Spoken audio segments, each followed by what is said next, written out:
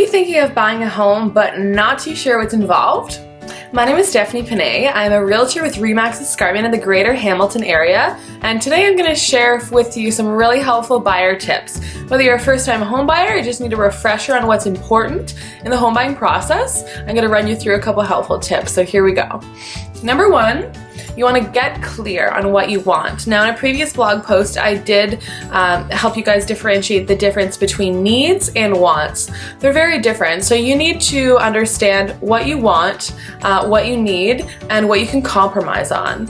So just getting clear on the area that you want to be in, what type of house you want to be in, they're all very important. So definitely think about where you work, where you want to play, and all of those different factors about where your kid goes to school. So the locational attributes are very important, as well as your needs in a home. Okay, hopefully you also get what you want, but your number one is what you need and what you can afford for that price. Number two is you want to talk to the bank. As I mentioned, getting pre-qualified for a mortgage is very important. This lets you know where you stand with your bank, with your finances, and this will also determine your timeline to move, which I'm going to talk about soon. But getting clear on that magic number of what you can afford is very important, because we don't want to get your hopes up and start shopping for houses that are $600,000 when you can really only afford something for $450,000. So it's really important to know where you stand financially before you start your home search. Okay, number three is you want to research. We are in such a technological age that research is at our fingertips.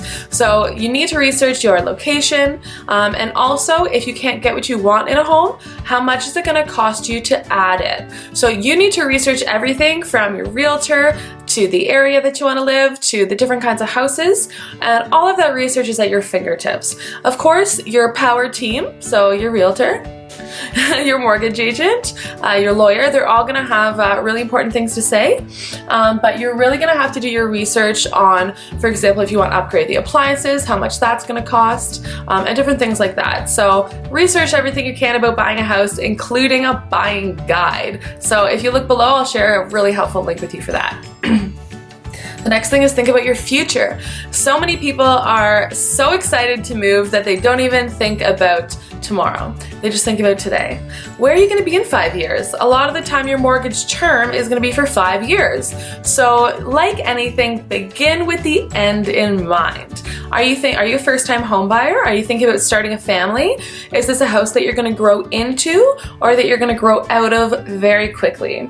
Are you buying something that maybe your kids are almost ready to move out? Why would you move sideways instead of downsizing? So this is very unique to your situation, and everybody's situation is different. So you really just need to think about where you're going to be in 5, 10, even 20 years. So really think about the future here, guys. I know that unexpected things happen, but cross that bridge when you get there. So definitely think about if this is a starter home, if it's going to be good for you in 5 years when you start popping out the babies, or think about if you're kind of midway in your life. Think about what makes sense for you now and in 5 years. Okay? Number four, realtor. My favorite part to talk about. No, I'm just kidding. My favorite thing to talk about is you guys. And that's why I'm here. And you need to choose a realtor who actually cares. So definitely research your realtors. Don't just interview one, interview 3. And you want somebody who knows their product, but is also a personable human being. Buying a house, selling a house, you need compassion, you need empathy, you need to connect with somebody because your realtor needs to care. They don't need to care about their paycheck. They need to care about you and your situation and how they can help you. So my passion is helping people. My passion isn't necessarily houses, okay? I like to help people, so your realtor needs to start asking you questions about why are you doing this? Where do you see yourself in 5 years? And all that good stuff. So you definitely need to interview a couple realtors, see who you get along with, see whose numbers are great, how their stats are, and really what kind of business they've done. Because choosing the right realtor is important to hold your hand along the way, but also to negotiate, to find comparables. Our job is big. We have a long list of things to do on the buying and the selling end. So you want to have somebody who's going to be with you through the whole process and just make it an enjoyable experience, not a transaction. You're going to build a relationship with this person, so you might as well have some fun, right? Timeline. Now, I touched on your timeline before. Your timeline is important because you might be pressed to move in ASAP. It might not be the best market. It might be a great market. Who knows? So your timeline is very important because maybe your credit isn't great now. You're going to find that out by going to the bank, getting pre-approved. Maybe you can't get pre-qualified. There's a big difference, and I'll do another blog on that. You want to be pre-qualified for a mortgage. Your credit may affect that. So you might need some more time to clear up your credit. You might need 6 months, you might need a year. So your timeline is very important. You might be pressed to move now, it might not be possible. So think about your timeline before you actually start house hunting. The last thing is your responsibility. Now, maybe you're a first-time home buyer, maybe you've been a homeowner for a long time, or even a renter.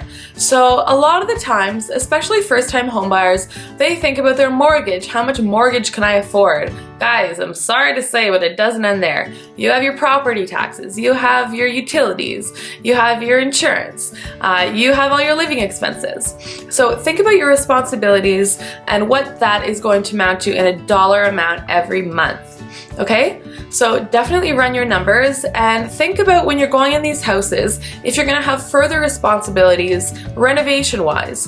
Are the appliances shot? Are you going to need more appliances? So research your appliances and research, going back to this, you want to research how much appliances cost. You want to research how much home insurance costs.